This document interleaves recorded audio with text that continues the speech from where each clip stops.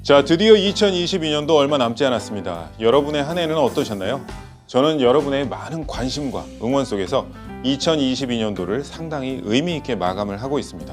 자, 그래서 준비했습니다. 2022년 한 해를 마감하는 헌정표. 네, 제가 1년에 한두 번 정도는 이제 좀 긴 영상을 찍는데요. 그 외에는 거의 10분 내외로 이제 맞추려고 노력을 합니다. 자, 왜냐하면 이게 영화도 아니고 오락 프로그램도 아니고 그러니까 재미가 없죠. 유튜브 왜 봅니까?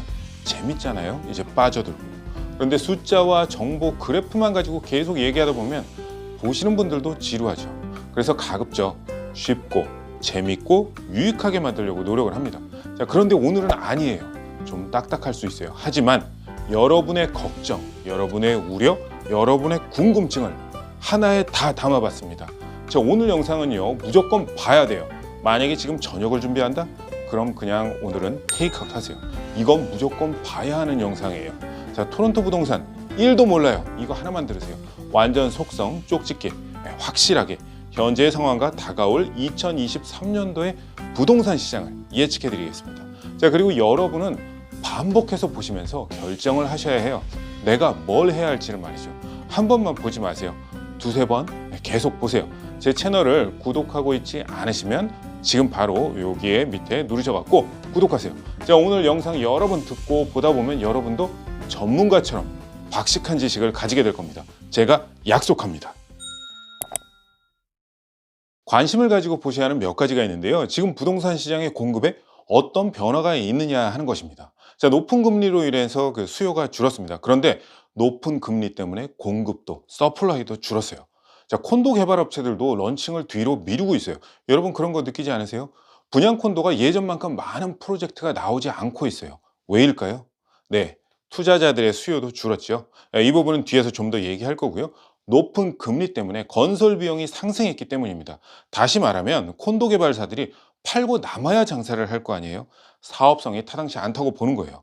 개발사들은 프로젝트 파이낸싱, 즉 은행에서 공사대출금을 받기 위해서 그들이 원하는 가격과 목표치에 도달하기 힘들다라고 생각을 하면 분양을 미루거나 안 합니다. 자, 높은 금리로 인해서 리세일도 그렇지만 분양 시장도 바이어들의 구매욕이 상당히 낮아졌어요.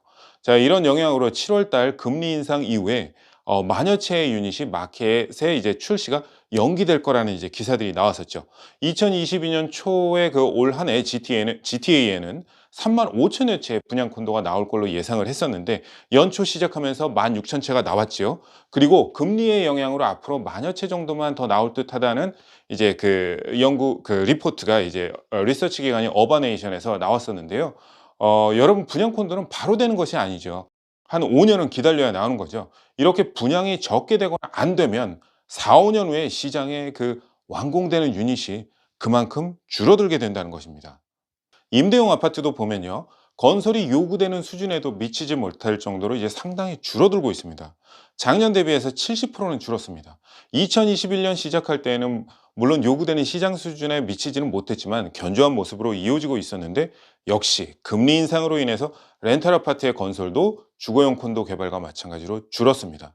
자, 이렇듯 공급이 슬로우하지만 정부는 뭐라고 했나요? 2025년까지 50만 명씩 공격적으로 이민 인구를 받을 것이라고 했기 때문에 수요는 늘어날 것입니다. 대부분이 기술 이민이죠. 오면 어디로 갑니까? 밴쿠버, 토론토, 몬트리올 이 세 도시가 이민 인구 1, 2, 3위를 번갈아 가면서 하는 지역입니다. 자, GTA에 많은 인구가 유입이 될 것이고요. 기술 이민이라서 고용 시장에서 부족한 그 직업군이 이제 보완이 이루어질 거고요. 자, 이런 이민 인구의 소득도 이전 이민 1세대와는 완전히 다르게 높을 겁니다. 뭐 헬스케어, 컨스트럭션, 교육, 테크 분야에서 이제 많이 들어올 것이고요. 이들이 이제 주거용 부동산 구입을 바로 하지는 않겠지만 일을 하고 점진적으로 이제 크레딧이 쌓이면서 이전 이민 세대들보다 집 구입을 하는 속도가 더 빠르겠죠. 자, 이렇게 수요와 공급에 대한 큰 그림을 이해하시고 시장을 보시는 게 중요합니다.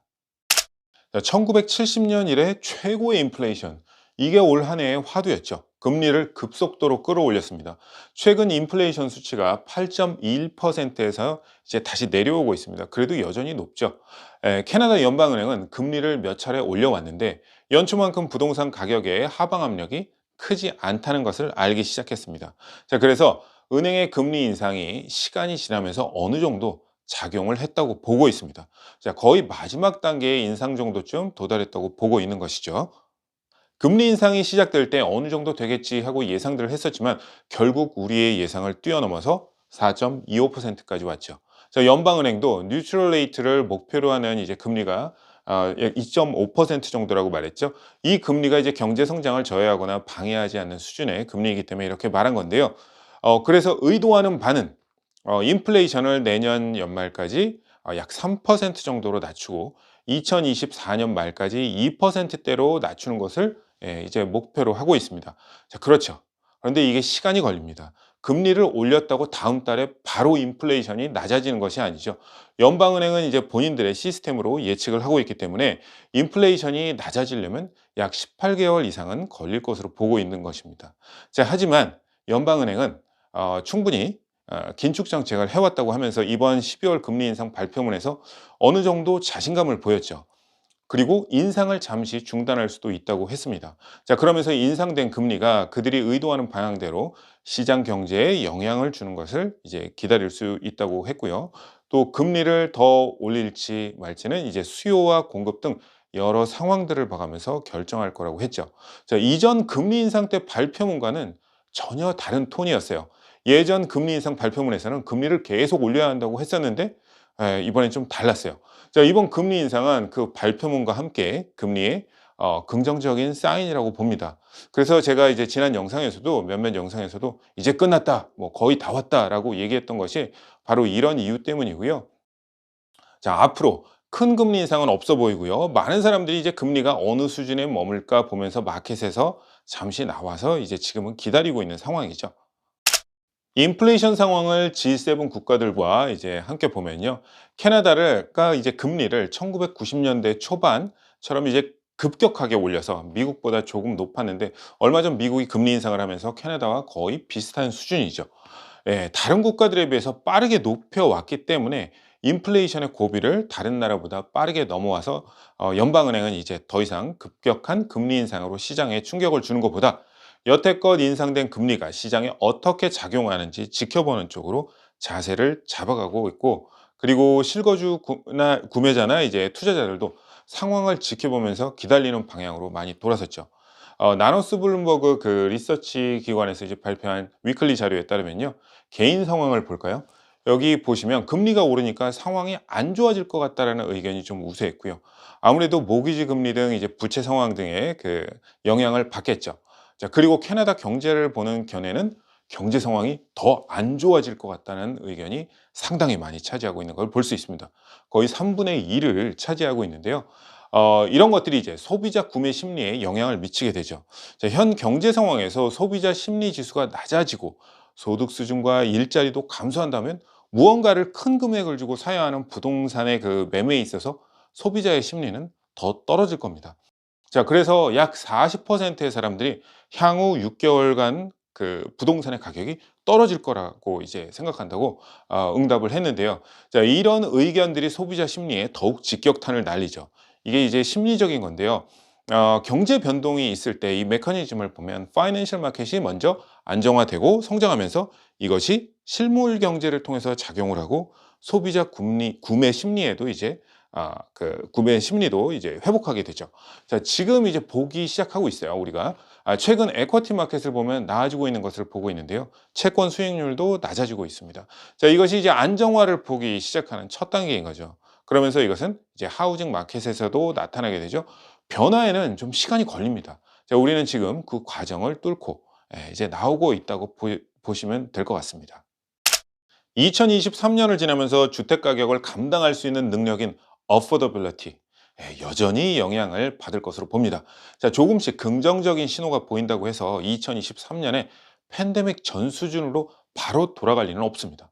자, 금리 수준도 지금과 비슷한 수준으로 있을 것이고요. 연방은행에서도 이제 의도하는 대로 아마 하반기에 살짝 낮아질 수도 있겠죠. 캐나다도 그렇고 미국도 그렇고 과거를 통해서 배운 게 있습니다.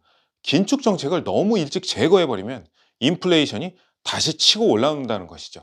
금리를 올린 후에 너무 빨리 내려버리면 그렇게 이제 그런 현상이 나올 수 있다고 이제 우려의 목소리를 계속 내고 있습니다.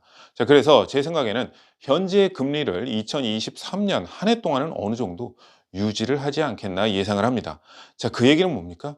네, 어포더빌리티가 집 구매 감당 능력이 여전히 챌린지 할 거라는 말이죠.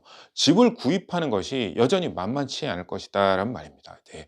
여기 그래프를 보면요. 평균 집 가격에 대해서 평균 가구 소득의 몇 퍼센트가 모기지로 이제 나가고 있는지를 나타낸 건데요.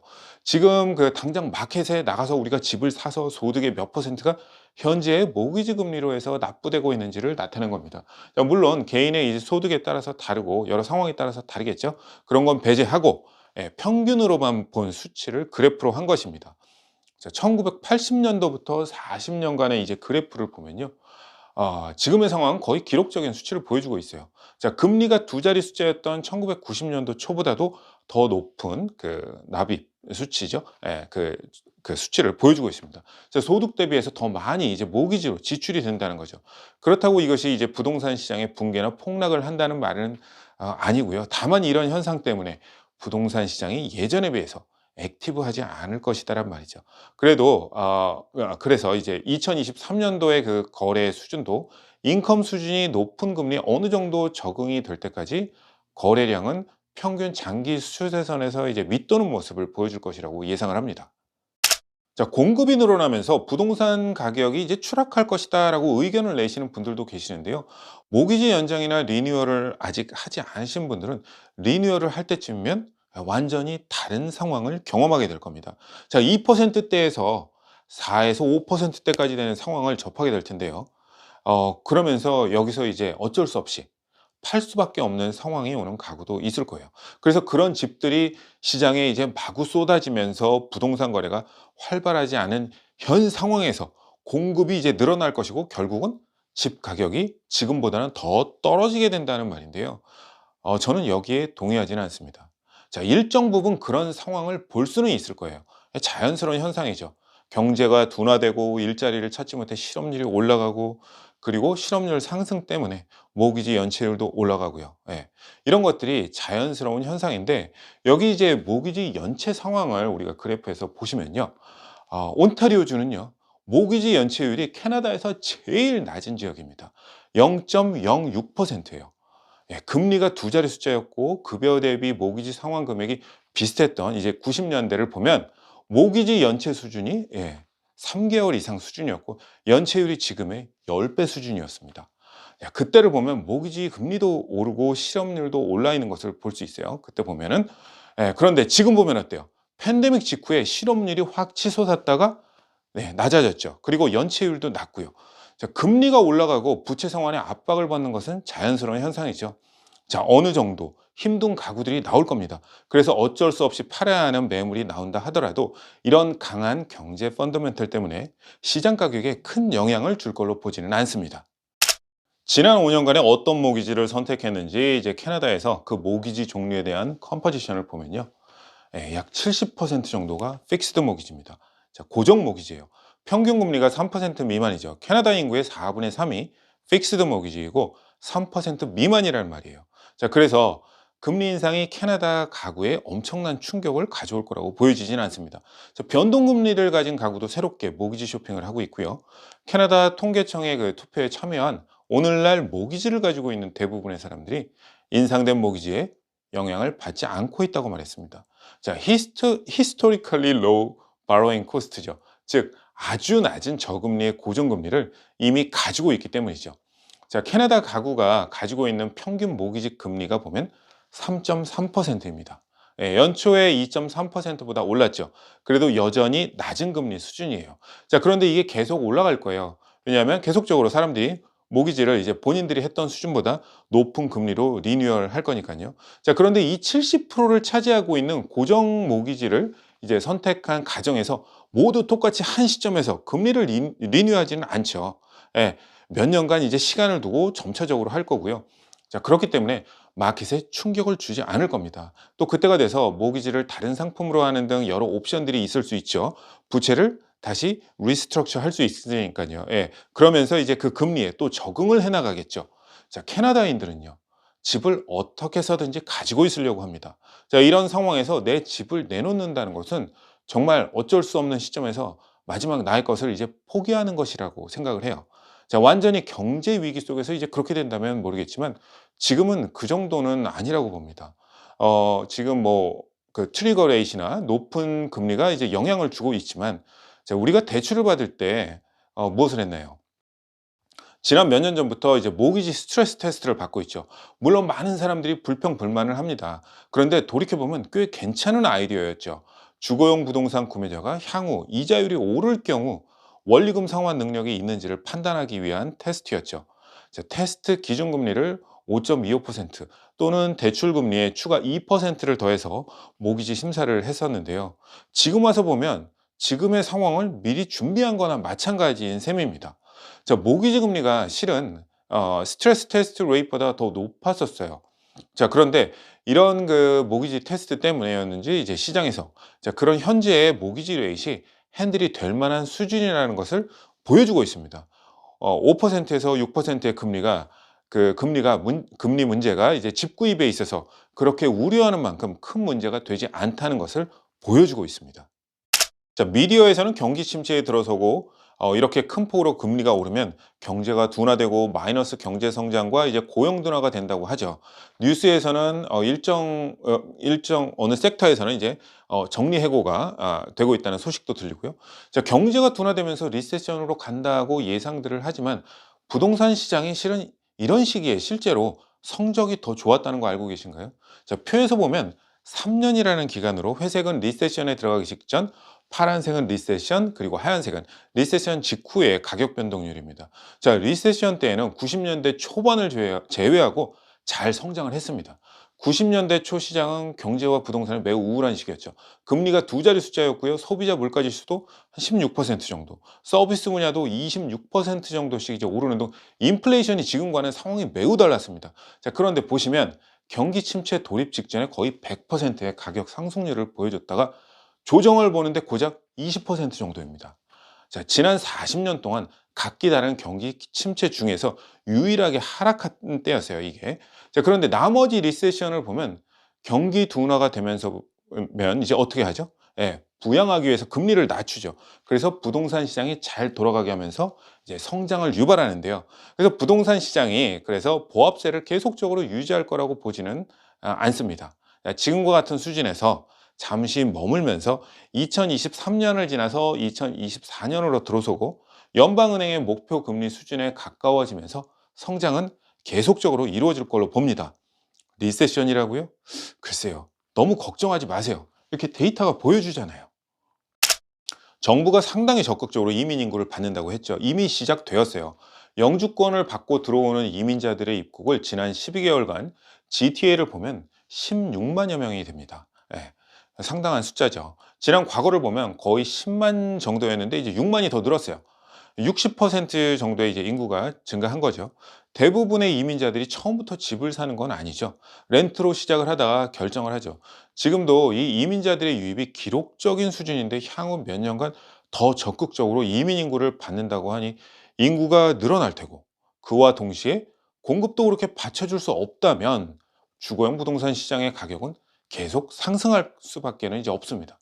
자, 우리는 지금 당장 늘어나는 인구를 수용할 만한 주거용 부동산을 가지고 있지 못하다는 것을 알고 계셔야 합니다. 자, 차트를 보면 GTA에서 이제 착공하고 있는 그 현황을 나타내고 있는데요. 지난 몇 년간 연평균 4만여 채, 그 정도 착공을 하고 있어요. 그런데 이게 20년 전과 비슷한 평균 수준이라는 거 알고 계십니까? 지금은 그래프에서 보는 것처럼 공급 현황이 내려가고 있어요. 저 영상 초반에 얘기했죠. 개발사들이 사업성이 타당하지 않으면 개발을 미루는 거예요. 비록 인구가 증가한다 하더라도 주거용 부동산의 건설이 그에 발맞춰 가기는 이제 상당히 힘들어 보입니다. 지난 영상에서도 제가 언급을 했지만 빌 23와 같은 법안이 발표가 되어서 속도를 내겠지만 그래도 공급의 즉각적인 효과를 보기에는 힘들죠. 아무래도 이제 결실을 보려면 몇 년 걸리겠죠. 인구 증가 예상 차트를 보면요. 2021년부터 이제 2031년까지를 본 건데요. 124만 명이 증가할 것으로 내다보고 있습니다. 이게 정부가 2025년까지 매년 50만 명 이민 인구를 받겠다고 발표하기 전의 자료인데요. 상당히 보수적으로 계산한 수치일 거예요. 자, 지금 시점에서 본다면 이보다 더 높은 수치가 나올 겁니다. 자, 앞으로 10년간 124만 명. 과거 2011년부터 2021년 사이에 증가한 것보다 훨씬 많습니다. 그때는 84만여 명 정도 됐는데요. 자, 앞으로 10년간, 과거 10년보다 40% 정도의 인구 증가가 있죠. 124만 명을 가구당 2.5명이라고 계산한다면 49만 6천 채가 필요합니다. 그 말은 1년에 약 5만여 채가 필요하다는 말이죠. 자, 21년부터 31년 사이에 연간 5만여 채가 필요하게 된다는 말인데 실제 1년에 우리는 평균 4만여 채 정도 짓고 있어요. 만여 채가 부족하게 되죠. 매년 계속해서 만여 채씩 덜 짓게 돼요. 5년이 있으면 5만여 채가 부족하게 되는 거예요. 복리이자 붙듯이 계속 부족분이 늘어나는 겁니다. 자, 그래서 캐나다의 주거용 부동산은 공급이 늘 부족한 거예요. 자, 거래량이 20년 평균선에도 미치지 못하는 최저 수준에서 11월 거래량은 작년 동월 대비해서 49% 감소했습니다. 자, 그런데 2021년 이때가 레코드 버블이었어요. 그렇기 때문에 이렇게 비교하는 것이 큰 의미가 없지만 그래도 거래가 2008년 11월 금융위기 이후 최저 수준을 보여주고 있습니다. 자, 20년 평균치보다 밑도는 수준인 것을 보시면 알 수 있는데요. 4,540여 채를 기록했습니다. 20년 평균 거래량은 6,600여 채인데요. 차이가 나죠. 자, 차이가 나고 이제 적은 거래량 수준이지만 월간 변화를 보면 거의 비슷한 수준을 유지하면서 이어져 오고 있습니다. 자, 낮지만 거래량이 7월부터 그 이후 나름 안정적이에요. 8월에는 살짝 오르기도 했어요. 자, 그런데 특이한 점은요. 7월부터 11월까지 오면서 연방은행이 금리를 상당히 공격적으로 올렸는데 바이어들은 8월에도 5월 달에 받았던 모기지 프리어프로벌 금리인 사전 승인 확약 금리죠. 약 3.5%의 금리 혜택을 사용하면서 거래하는 모습을 보여주었고요. 10월, 11월에는 5%에 가깝게 뛰었음에도 불구하고 적은 양의 거래였지만 거래가 꾸준하게 유지돼 가고 있는 것을 봤습니다.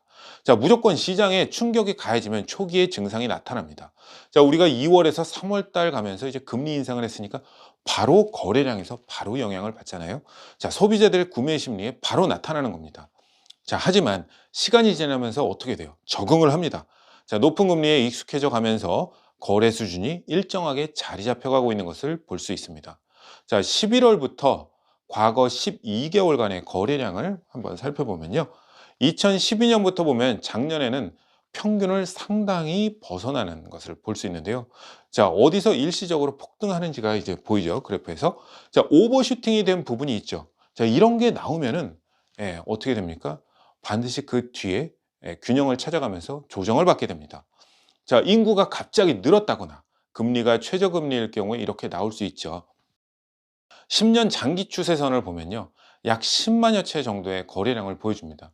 자, 그런데 2021년에 13만여 채로 약 30% 이상이 넘었죠. 이게 계속 유지될 수 있는 모습이 아니에요.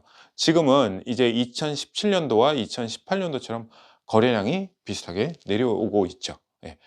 일시적인 이제 폭등, 오버슈팅이 있을 때 그 이후 이렇게 시장이 재조정되는 모습이 필요하고 이런 시간이 필요하기 때문에 앞으로 이제 뭐 바뀐다 하더라도 거래량이 바로 치고 올라오지는 않고 시간이 필요하게 됩니다. 작년, 재작년 계속적으로 역사적으로 최저 수준의 바로잉 코스트를 언급을 했죠. 금리가 낮으면 당연히 수혜를 보는 섹터가 부동산이죠. 이 모든 것이 이제 낮은 금리가 끌어올린 거래량이었다고 이제 보면 맞을 것 같습니다. 2016년도도 그 전을 보면 오버슈팅이 되었다가 어떻게 돼요? 내려오죠. 근데 그 기간이 지금보다 길죠. 그래서 회복 기간도 그만큼 걸릴 것으로 볼 수 있는데요. 보여지는데요. 작년, 재작년을 보면 이제 오버슈팅 되었던 부분이 짧고 그렇기 때문에 회복 기간도 그렇게 길 거라고 보여지진 않습니다. 자, 거래량도 줄어서 마켓에 올라오는 신규 리스팅도 줄었습니다. 자, 작년에 신규 리스팅이 11월에는 12%가 줄었고요. 20년 평균치보다 약 8% 감소했습니다. 자, 셀러들은 지금과 같은 슬로우한 부동산 시장에서 굳이 팔 이유가 없다고 생각하고 리스팅을 내놓지 않거나 내놓은 것도 다시 걷어들이고 있죠. 굳이 팔 이유가 없는 거죠. 그래서 리스팅이 많이 나오지 않는 것이고요. 그래서 수요와 공급이 모두 함께 낮아졌습니다. 자, 더욱이 연초 시작할 때부터 적은 리스팅으로 시작을 했는데 수요까지 일시적으로 줄어들어서 수요와 공급이 낮은 지점에서 이제 균형을 이루는 모습을 보여주고 있습니다. 자, 이건 신규 리스팅 대비해서 거래량을 나타낸 그래프인데요. 리스팅 대비해서 40에서 60% 정도를 차지하면 밸런스드 마켓이라고 이제 말씀을 드렸었죠. 자, 지금은 2021년도 11월에 거의 90%였던 것과 비교해 보면 지금은 이제 51%로 가면서 밸런스드 마켓을 나타내고 있습니다. 자, GT의 과거 10년, 15년은 크게 보자면 셀러 마켓이었어요. 자, 밸런스드 마켓으로 이제 들어온 것이죠. 지금은 근데 자, 리스팅 대비해서 거래가 40에서 60% 선에서 이제 그 레인지에 있다는 것은요. 가격이 폭등이나 뭐 하락이 없이 안정을 찾아가는데 이제 도움을 주는 수치입니다. 11월 월말 리스팅 현황을 보면요. 20년 평균치인 16,000여 채보다 밑도는 12,000여 채 수준을 보여주고 있습니다. 자, 2007년, 2008년 금융위기 때 보면은 27,000여 채 이상을 웃돌죠. 예, 현재 이런 공급 수준을 판매 속도와 연관시켜서 재고 수준이 어느 정도인지를 이제 파악하는 그 months of inventory이죠. 그런 걸 볼 수 있는데 11월은 20년 평균의 2.7개월입니다. 재고 수준이 2.7개월 밖에 이제 팔릴 양밖에 없다는 거죠. 2.7개월이면 다 팔린다는 얘기예요. 지금 재고 수준이 딱 20년 평균치와 일치합니다. 그래서 지금 우리가 균형 잡힌 시장에 있다고 보면 됩니다.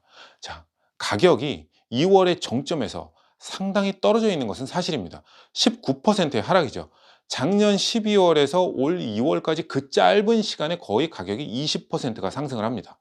자, 그래서 이런 그 아주 짧은 시간에 상승했던 부분을 얘기 없이 그냥 가격이 2월 대비해서 연초 대비 19% 하락, 이렇게 이제 무조건 비교하는 것에는 문제가 있다고 봅니다. GTA에 얼마나 많은 사람들이 그 시기에 집을 구입했을까요? 19%의 하락을 비교하는 것은요, 좀 공정하지 못한 불평등한 비교라고 봅니다. 자, 1년 전, 즉 2021년 11월과의 가격을 비교해 보면요, 약 7% 정도 조정을 본 가격이라고 보면 되는데요. 20% 정도의 폭락했다라는 표현은 그렇게 비교하는 것은 이제 제대로 된 비교가 아니라고 봅니다. 지난 6월부터 이제 5개월간을 보면요. 실제 아주 조금씩 이제 상승한 것을 볼 수 있습니다. 대략 1.1 밀리언 언저리에 정착하고 있는 것을 볼 수 있는데요. 올 초 2월 달쯤 1.3 밀리언이었다가 지금 이제 1.1이죠.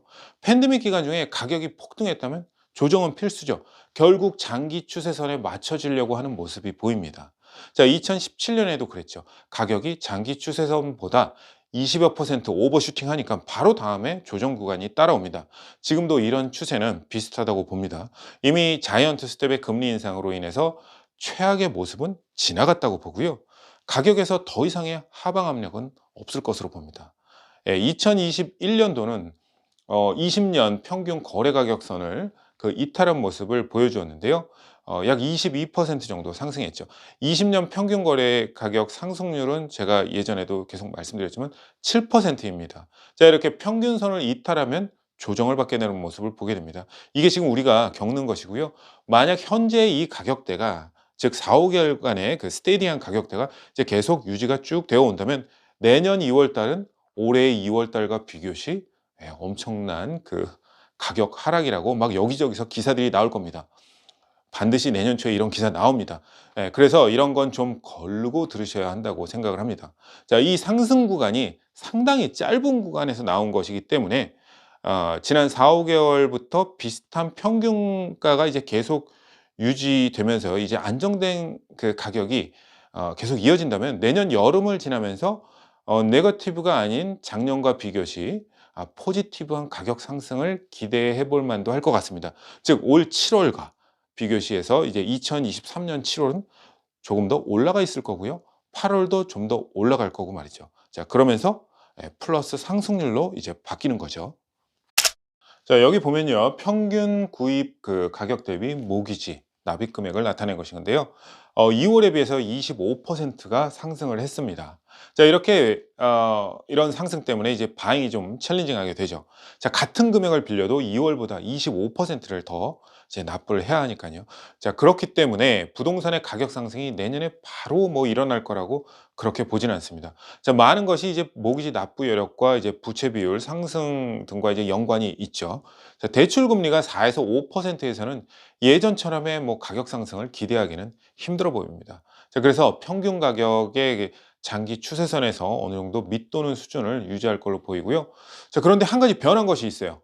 바로 가격 변동 때문에 구매력, purchasing 파워가 달라진 겁니다. 자, 100만 불이라도요.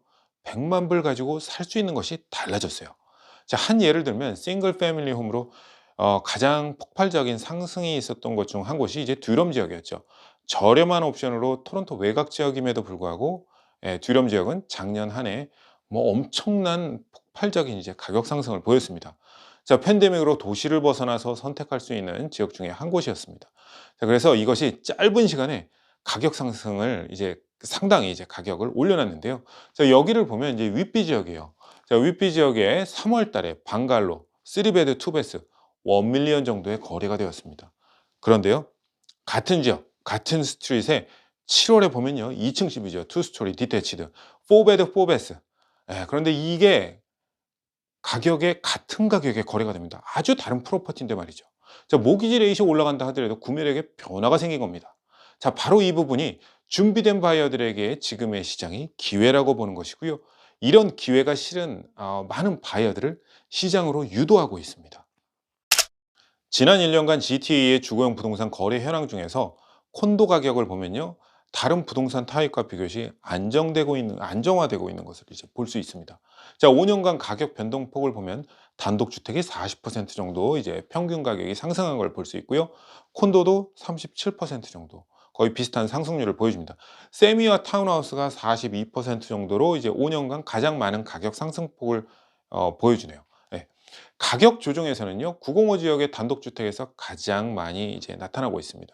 자, 그런데 7월 이후로는 아주 살짝 올라가는 모습을 보여주면서 안정화되는 모습을 보여주고 있습니다. 자, 콘도의 경우는 거의 변화가 없죠. 작년 동월과 비교 시에 콘도는 1% 평균 가격이 이제 감소했고요. 단독주택은 11%, 세미나 타운하우스는 9% 이제 감소한 모습을 보여주고 있습니다. 자, 이게 무슨 말이냐면 콘도 마켓이 가격이 이제 안정화되고 있다는 것을 이제 보여주는 거예요. 자, 매물이 적은 상태에서는 어떤 금액대가 팔리느냐에 따라서 평균의 증감폭이 상당한 편차를 보일 수 있는데요. 여기 보면 콘도 마켓은 공급 상황이 아주 좋은 것은 아니지만 그래도 단독주택이나 타운하우스, 세미보다는 나은 편입니다. 자, 단독주택이 재고 수준이 1.9개월 정도라면 콘도가 3.9개월로 이제 보다 나은 편이죠. 자, 많은 편이라고 말할 수는 없지만 이 재고 수준도 이제는 일정 수준을 유지해 가고 있는 것도 볼 수 있습니다. 자, 여기에는 이제 전매 뭐 어사이먼트 리스팅은 포함되어 있지 않습니다. 요즘 전매 매물 광고들을 예전보다도 더 많이 보고 있는데요. 전매 매물들은 한 4-5년 전에 받아놨다가 가격 상승분도 어느 정도 생겨서 전매는 이제 투자 출구 전략으로 이제 택하는 방법 중에 하나죠. 또 다가온 이제 모기지 금리에 부담을 느껴서 내놓는 물건들이 많아지고 있고요. 자, 이건 뭐 자연스러운 현상이죠. 자, 그런데 전매 매물이 늘어난다고 하더라도 그렇게 시장의 재고 수준에 크게 영향을 줄 거라고 이제 볼 만한 이제 그런 양이라고 이제 보여지지는 않습니다. 자, 여튼 콘도의 재고 수준을 보면 3.4개월로 균형 잡힌 밸런스드 마켓을 볼 수 있고요. 단독주택, 세미, 타운 모두 현저히 낮은 재고 수준을 볼 것입니다. 그래서 이런 재고 수준만 보더라도 앞으로 가격 하방 압력이 그 어떤 부동산 타입에서도 계속적으로 일어날 거라고 보여지지 않습니다. 자, 앞서도 말했지만 듀럼 지역 단독주택의 가격을 2월부터 12월까지 보면 상당히 내려간 것을 볼 수 있는데요. 그러니까 어때요? 듀럼 같은 지역의 단독주택 그 재고 수준을 현재 보면은 2개월 미만인 것을 볼 수 있습니다. 자, 오너들이 2월 달 가격을 알고 있기 때문에 이제 원하는 가격이 아니면 팔지 않으려고 합니다. 그래서 리스팅을 잘 내놓지 않죠. 그러니까 리스팅이 줄어드는 거예요. 그래서 재고 수준 내려가고요. 그리고 이렇게 조정이 되고 있는 변화 속에서 그런 이제 변화 속에서 이제 가격도 내려가면서 수요는 다시 들어오고 있습니다. 단독주택과 콘도의 가격 격차를 보면요. 거의 지금 보면 현재 60만 불에서 70만 불 정도를 보여주고 있습니다. 그런데 이 2021년도의 11월 상황과 비교하면 그 차이가 처음으로 100만 불까지 벌어집니다. 자, 10년 전에 30여만 불 차이와 비교해 보면 이제 격차가 상당한 것을 알 수 있습니다. 자, 2016년, 2017년 상황도 보면 주택과 콘도의 가격 격차가 70만 불을 이제 넘어버리죠. 자, 이런 것도 역시 이렇게 계속적으로 이렇게 벌어질 수만은 없는 수치이거든요. 결국 단독주택이 가격 상승의 조정을 크게 받으면서 콘도 가격과 이제 가격 격차가 줄어들고 있습니다. 하지만 여전히 격차는 크죠. 거의 70만 불 차이가 난다는 것은 이제 콘도 평균 거래 가격의 100%가 난다는 얘기거든요. 자, 이렇게 단독주택과 그 콘도의 가격 격차가 심해지면 거래 비율이 콘도 쪽으로 이동을 하게 됩니다. 자, 만약 그 차이가 줄어들면 당연히 이제 콘도 쪽의 거래는 다소 줄어들 것이고요. 지금 그 갭이 이제 줄어들고 있다고 했죠. 그러면서 거래량도 콘도의 그 비중도 다소 줄어드는 모습을 볼 수 있습니다. 그게 지금 우리가 이제 보기 시작하는 거예요. 자, 콘도는 가장 저렴하게 구입할 수 있는 부동산 타입이죠. 그리고 이렇게 슬로우한 그 기간에도 가장 활발히 거래가 일어납니다. 자, 여기 올 2월부터 11월까지 거래된 콘도와 주택과의 거래를 이제 가격별로 나타낸 그래프인데요. 얼마나 많은 변화가 있었는지를 한눈에 볼 수 있습니다. 자, 1밀리언 이하의 금액대에서 단독주택 보면요, 상당히 강한 모습을 보여주고 있습니다. 자, 가격이 내렸기 때문인데요. 전에는 1밀리언이 넘던 부동산들이 1밀리언 이하로 내려오게 된 거죠. CMHC의 모기지 인슈런스도 이제 받을 수 있게 되고 가격이 빠지니까 그동안 멀티오퍼 경쟁에서 밀렸던 퍼스트타임 홈 바이어들도 지켜보면서 이제 이따가 반응을 하기 시작합니다. 자, 다시 모기지 퀄리파이어를 받고 들어오죠. 자, 그러면서 낮은 금액부터 거래가 살아나기 시작하는 거 볼 수 있습니다. 자, 콘도 보면은 60만 불 미만에서 거래가 이제 주도되고 있습니다. 자, 이런 게 마켓이 다시 살아나기 위한 전조죠. 그러면서 이런 모습이 2023년에는 금액대가 조금씩 이제 위로 올라가면서 중간 마켓, 하이 마켓으로 조금씩 옮겨갈 걸로 보여집니다. 자, 최근 몇 달간 이제 마켓 통계를 보면요, 콘도도 낮은 금액대, 단독주택도 낮은 금액대에서 거래가 주도하고 있는 것을 볼 수 있습니다. 이 그래프는요, 팬데믹을 이제 지나면서 토론토와 토론토 외곽의 그 콘도 가격의 가격 프리미엄이 얼마나 변했는지를 나타내는데요. 팬데믹 전에는요, 토론토와 토론토 외곽의 콘도 프리미엄이 30% 정도 되었는데, 즉 416 지역이 905 지역보다 30% 이상이 높았다는 거죠. 자, 리세일 가격이 말이죠. 그런데 이게 가격 격차가 이제 좀 좁혀져 갖고 13%까지 좁혀졌습니다. 자, 이게 팬데믹을 지나면서 거주 환경의 선호도 등 여러 환경 때문이었다라고 볼 수는 있지만, 자, 모든 것이 정상화 안정화되고 사람들이 오피스로 다시 돌아오고 다운타운이 다시 활기를 되찾으면 지금의 이런 13%라는 좁아진 그 가격 프리미엄이 너무 적은 거죠. 이런 현상은 팬데믹 때문에 일어났던 거라서 905 지역과 토론토 지역이 가격에 있어서 왜곡된 이제 현상으로 보여집니다. 자, 내년을 지나면서 조금씩 그 가격 차이가 벌어지면서 조정이 될 것으로 예상을 하고 있고요. 또 여기 보시면은 팬데믹 이후에 또 집에서 재택근무가 늘어나면서 엑스트라 스페이스에 대한 수요가 많았기 때문에 큰 사이즈의 유닛에서 비교적 빠르게 가격 상승이 있었죠. 자, 팬데믹 전 2019년 3분기와 2022년 3분기의 가격 변동을 이제 살펴보면요, 큰 사이즈의 유닛에서 가격 상승이 빠르게 일어나고 있는 것을 볼 수 있습니다. 자, 스튜디오는 원베드보다 빠르게 증가한 것을 볼 수 있습니다. 아무래도 가격적인 면 때문에 단독주택이나 세미 타운하우스보다도 콘도 쪽으로의 이동이 많죠. 그런데 큰 사이즈의 유닛은 수요가 늘고 공급이 줄어드니까 이런 상승폭을 이제 보여줍니다. 자, 빌더들도 요즘 어때요? 큰 유닛들을 예전처럼 특별히 많이 짓지를 않죠. 주거용 부동산의 개발은 GTA의 3분의 2, 70%가 콘도죠. 부동산 시장의 공급에 가장 큰 역할을 담당하는 것이 콘도입니다. 자, 그런데 분양 콘도 세일이 슬로우해지면 어떻게 되나요? 착공이 그만큼 느려지고 신규 하우징 개발이 줄어들게 됩니다. 자, 3분기를 보면 신규 콘도 거래가 작년 대비해서 거의 80%나 줄었습니다. 자, 금융위기 이후 보는 가장 낮은 거래 모습인데요. 이게 문제가 뭐냐면요, 신규 콘도가 적게 거래가 될수록 4, 5년 후에 마켓에 완공돼서 이제 공급되는 유닛이 적어진다는 것이죠. 자, 앞서 제가 말했죠. 해마다 만여 채씩 부족분이 쌓여가고 있다고요. 그런데 공급도 적게 되면 이를 어쩔까요? 예. 빌더들은 지금 마켓에서 런칭을 하지 않고 계속 미루고 있죠. 작년 대비해서 뉴 프로젝트 런칭이 거의 70%나 줄었습니다. 자, 그런데 공급 가격, 분양 가격은 어떤가요? 여전히 올라가고 있습니다. 자, 분양 가격이 낮지 않죠. 스퀘어피트 가격이 작년 대비해서 15%나 올랐습니다. 자, 왜 올랐는지는 제가 여러 번 말씀드렸었죠. 콘도 평균 가격의 스퀘어핏당 가격이 1,400여 불을 넘어가고 있고요. 이런 모습이 분양 콘도를 사려는 바이어들에게는 좀 혼돈스러운 모습이죠. 자, 미디어에서는 뭐라고 말하나요? 부동산 가격이 20%나 떨어졌다고 하죠. 자, 앞으로 어디 기사 보니까는 30% 정도 더 빠질 것 같다고 하죠. 자, 리세일은 가격이 거품이 빠지면서 안정될 거라고 하죠. 그런데 분양 콘도는 가격이 계속 오르죠. 개발사들은요, 그들이 세일즈 목표에 도달할 수 없다면, 예를 들어 70%를 정해진 시간에 팔 수 없다면, 그리고 일정 금액에 팔 수 없다면 절대로 마켓에 새로운 프로젝트를 가지고 나오지 않습니다.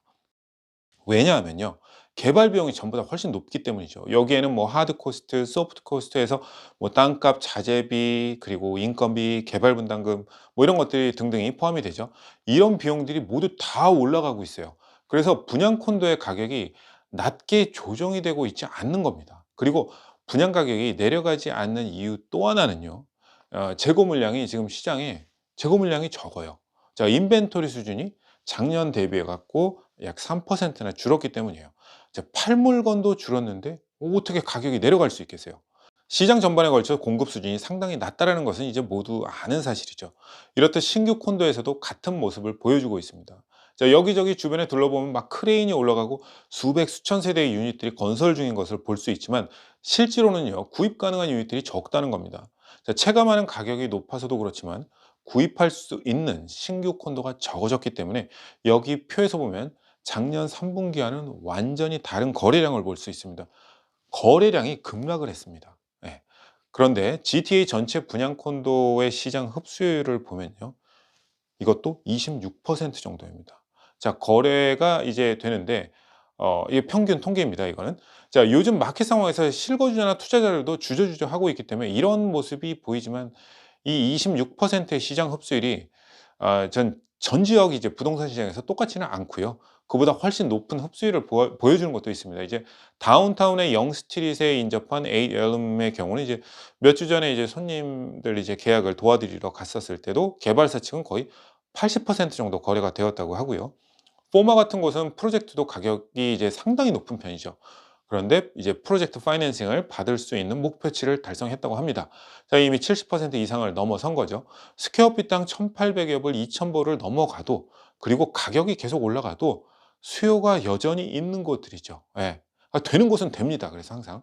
자, 그래서 특정 프로젝트나 특정 지역에서는 거래 추세가 2021년과 이제 같지는 않지만 거래가 잘 이루어지고 있습니다. 예, 시장 흡수율도 좋다는 말이죠.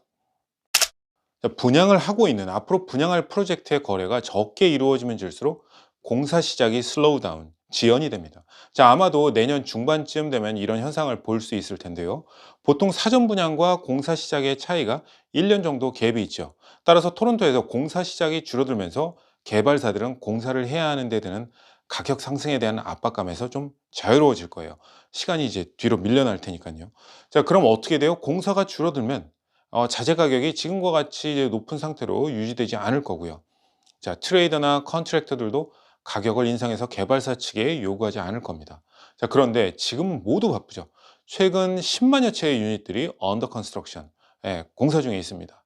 자, 그런데 자재상이나 트레이더들은요, 통상 3년 후를 보기 시작한다고 합니다. 자, 개발사들이 연락하고 어떤 프로젝트가 있는지 말이죠. 제가 이건 작년 재작년 영상에서 몇 번 언급했었죠. 하나의 프로젝트가 손님들과 분양시장에서 만나기까지 5년에서 10년의 작업이 필요하다고요. 자, 그러면 개발사들은, 자, 우리 앞으로 어떤 프로젝트가 있는데 런칭할 예정이다. 그런데 너희도 알다시피 진행하기 위해서 우리는 지금처럼 개발 비용이 많이 들지 않고 자재비도 좀 낮고 낮은 금액대로 진행하기를 원한다라고 말이죠. 그런데 지금 보면 어때요? 지금 트레이더들은 여기저기 바쁘니까 가격 내고를 안 하죠. 공사가 계속 진행이 되고 자재 등의 수요가 많은데 가격을 낮추겠어요? 자, 그런데 덜 바빠지기 시작하면 자재비 등 공사 대금에 관한 협상을 해야만 할 것이고, 공사 비용이 다소 낮아지기 시작할 겁니다. 그리고 이런 현상들이 내년 중반을 넘어가면서 나올 것으로 예상합니다. 자, 그렇게 되면 많은 프로젝트가 시장에 출시가 되는데 박차를 가하겠죠. 왜냐하면 빌더도 남는 장사를 해야 할 거 아니에요. 예. 비용이 낮게 들어가면 갈수록 개발사의 수익성이 좋아지기 때문이죠. 그리고 바이어들의 그 소비 신뢰도도 올라가겠죠. 아무래도 차이가 보이기 시작하면 더 많이 관심을 가지고 구입을 하겠죠. 그래서 내년 하반기쯤에는 이제 미뤄지고 연기되었던 프로젝트의 런칭이 많이 있을 것으로 이제 예상을 합니다. 반면 내년 전반기에는 런칭 등의 소식은 좀 조용할 것으로 봅니다. 자, 그러면서 보게 될 것은 많은 콘도들이 완공이 되는 것을 보게 될 것입니다. 자, 내년 전반기에는요, 많은 신규 분양했던 콘도들이 입주하게 되는 것을 이제 보게 될 텐데요. 약 3만 천여 채의 유닛이 입주가 시작될 것으로 예상을 하고 있습니다. 자, 아무래도 이런 유닛들을 가지고 시장에서 많은 이제 거래가 일어나겠죠. 특히 렌탈 마켓이죠. 자, 그러면 지금 이제 렌트 시장이 지금과는 조금 쉬어가는, 조금 달리 이제 쉬어가는 분위기가 잡히지 않을까 예상을 해봅니다. 자, 지금 콘도가 건설 중이고 입주가 다가오는 곳도 있고, 많은 사람들이 볼 때 다운타운에 40층, 50층짜리 콘도 건물이 이제 넘쳐나는 것처럼 보고 있죠. 자, 그리고 500 스퀘어가 넘어가는 원베드 덴을 가진 투자자들의 매물이 조만간 모기지를 받지 못해서 시장에 쏟아질 것이고, 그로 인해서 그 시장은 폭락할 것이다라고 이제 여전히 그렇게 생각하시는 분들도 계세요. 그런데 GTA 공사 중인 그 콘도의 구성을 보면요, 대부분이 다운타운이 아닙니다. 자, 이거 작년에도 몇 번 얘기한 적이 있죠. 그래서 다운타운에 공사 중인 콘도를 보면 최근 몇 년간은 이제 변동이 없어요.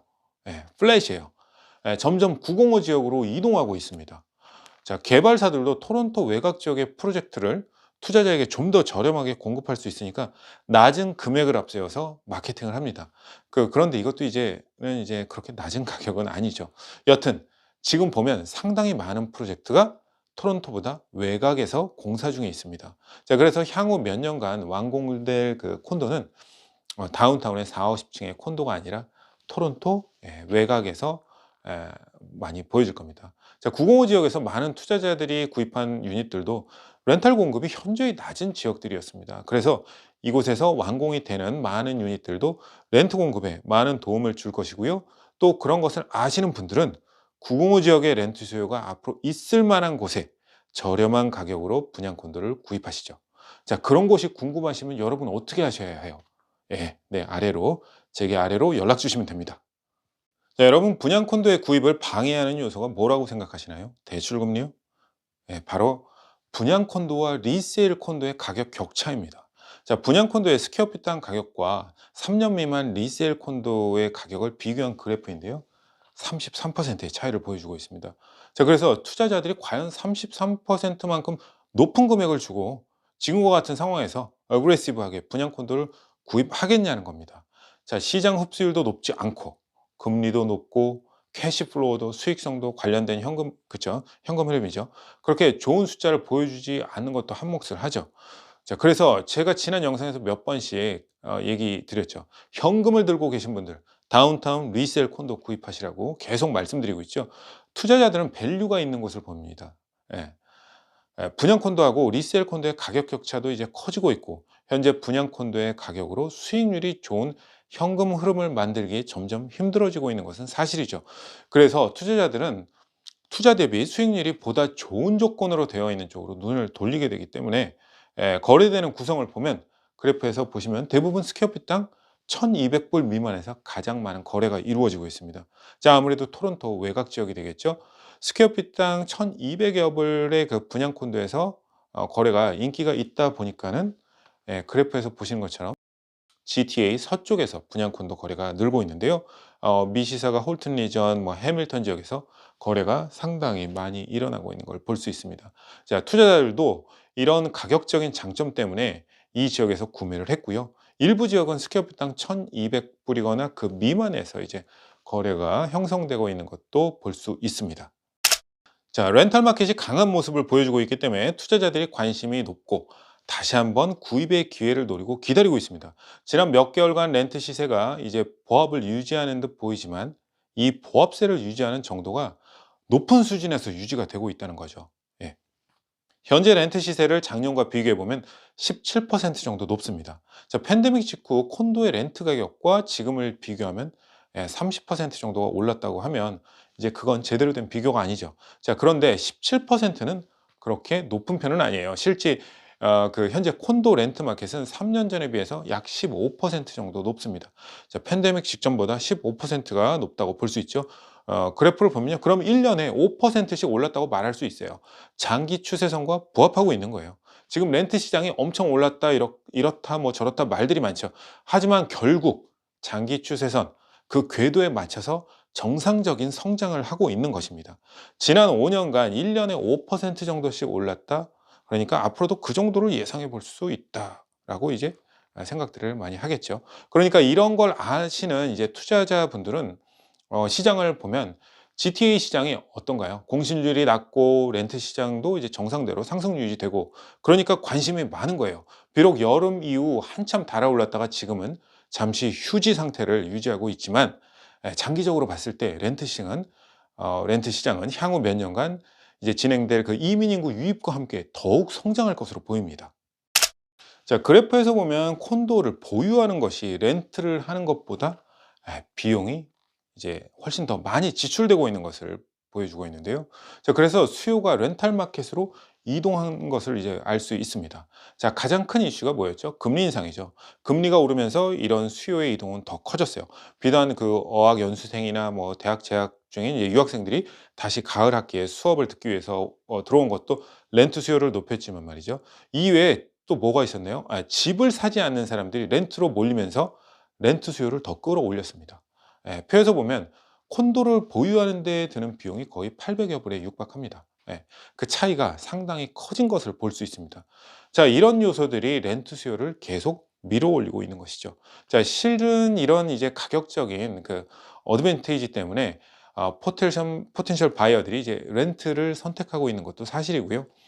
자, 궁극적으로는 홈 오너십을 가지겠지만 지금은 이런 차이가 보이기 때문에 렌트를 선택하고 있는 거죠. 그래서 당분간 이런 수요가 더해져서 렌탈 마켓을 계속적으로 받쳐줄 거라고 보고 있고요.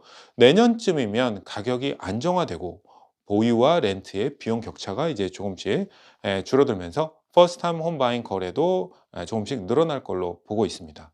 자, 임대용 아파트 건설의 경우는 상황이 좀 심한 편입니다. 자, 이런 것도 이제 몇 번씩 얘기를 했었죠.